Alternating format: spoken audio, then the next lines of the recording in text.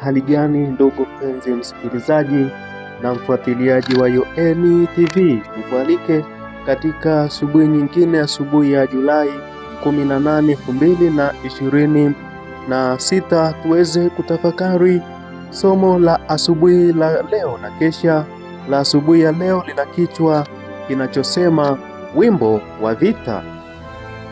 Naye alipokwisha kufanya shauri na watu, akawaweka wale watakaomwimbia Bwana na kumsifu katika uzuri wa utakatifu, wakitoka mbele ya jeshi na kusema, mshukuruni Bwana, kwa maana fadhili zake ni za milele.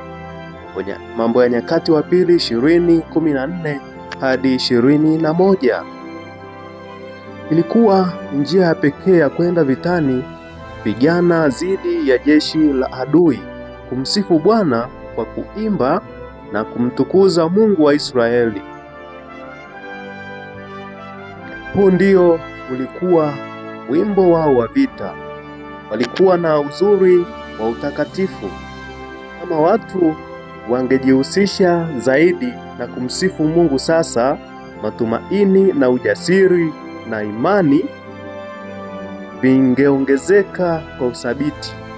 Je, hii isingeweza kuimarisha mikono ya askari shujaa ambao leo wanasimama kutetea ukweli?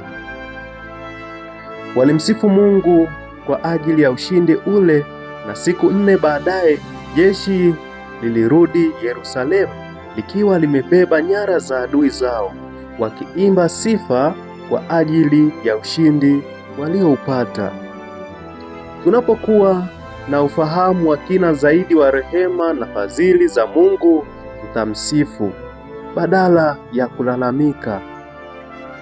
Tutazungumza juu ya utunzaji wa upendo wa Bwana, wa huruma ya mchungaji mwema.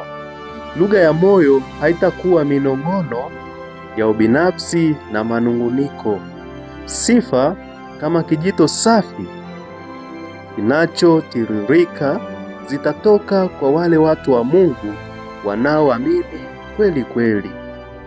Kwa nini tusiamshe sauti ya wimbo wa kiroho katika siku hizi za kusafiri kwetu?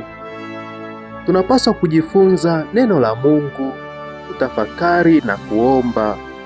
Hapo ndipo tutakapokuwa na macho ya kiroho ya kutambua nyua za ndani za hekalu la mbinguni. Tutasikia sauti za shukrani zinazoimbwa na kwaya ya mbinguni kuzunguka kiti cha enzi. Sayuni itakapoinuka na kuangaza, nuru yake itakuwa ni yenye kupenya mno. Nyimbo za sifa na shukrani zitasikika katika kusanyiko la watakatifu. Masikitiko na shida ndogo ndogo zitasahauliwa. Bwana ndiye msaidizi wetu. Hakuna mtu aliyewahi kumtumikia Mungu bure. Yeye kamwe hawavunji moyo wale wanaoweka utegemezi wao kwake. Kama tu tungefanya kazi ile ambayo Bwana angetaka tuifanye, tukitembea katika nyayo za Yesu, mioyo yetu ingekuwa ni vinubi vitakatifu ambavyo kila uzi wake ungesukuma mbele sifa na shukrani kwa yule aliyetumwa na Mungu kuondoa dhambi ya ulimwengu.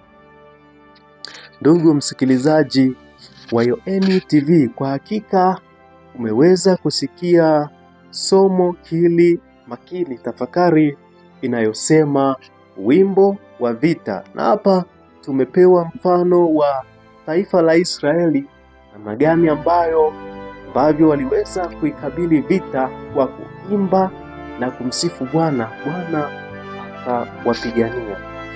Yawezekana katika maisha yetu tunapitia changamoto mbalimbali, shida na vikwazo. Mara nyingi tumekuwa watu wa kulaumu. Mara nyingi tumekuwa watu wa manung'uniko. Lakini basi asubuhi ya leo tumepata somo makini ya kwamba haijalishi tunapita katika magumu mangapi, tuwe watu wa kumsifu Mungu, watu wa kuomba na kutafakari neno lake. Mungu atusaidie. Bwana atubariki, maana kumsifu Mungu katikati ya shida, katikati ya magumu, katikati ya ziki, nayo ni imani. Basi Bwana tupatie imani ya kuweza kumsifu, kumshukuru yeye katikati ya sifa. Mara nyingi tumekuwa watu wa kushukuru katika mazuri, tunapofanikiwa, tunapopita katika majaribu fulani, ndipo tunaanza kumsifu Mungu na kumshukuru. Lakini hapana, leo tumepata somo makini, tumsifu Mungu, tumshukuru, tutegemee hata wakati wa shida. Basi Bwana akubariki. Nikualike tena katika tafakari ya kesho asubuhi, tutakapoangazia masomo yetu haya ya kesha la asubuhi. Na tuombe. Asante Mungu uishie mahala pa juu mbinguni kwa kutupatia tafakari makini. Ombi langu na ombi la msikilizaji anayesikiliza kipindi hiki cha masomo haya, tafakari za asubuhi kupitia UoN TV, Yesu, naomba ya kwamba ukatupatie imani, ukatupatie nguvu ya kusifu na kushukuru katikati ya magumu. Yawezekana rafiki anayenisikiliza hapa anapitia changamoto ngumu. Yawezekana rafiki anayetusikiliza anapitia katika magumu kiasi ya kwamba kuwa ni mtu wa kulaumu, kunung'unika, akiona ya kwamba Mungu hamsaidii. Ombi letu ni kwamba kuanzia leo akawe mtu wa sifa. Haijalishi ya kwamba anapitia magumu kiasi gani, lakini katika changamoto anazozipitia, Mungu akakuze, kwa maana wewe u pamoja naye. Asante, tupatie siku iliyo njema, tupatie wasaa mzuri, lakini turudishe tena kesho asubuhi katika chaneli hii kuweza kufuatilia masomo mengine. Ndivyo niombavyo kwa jina la Yesu. Amina.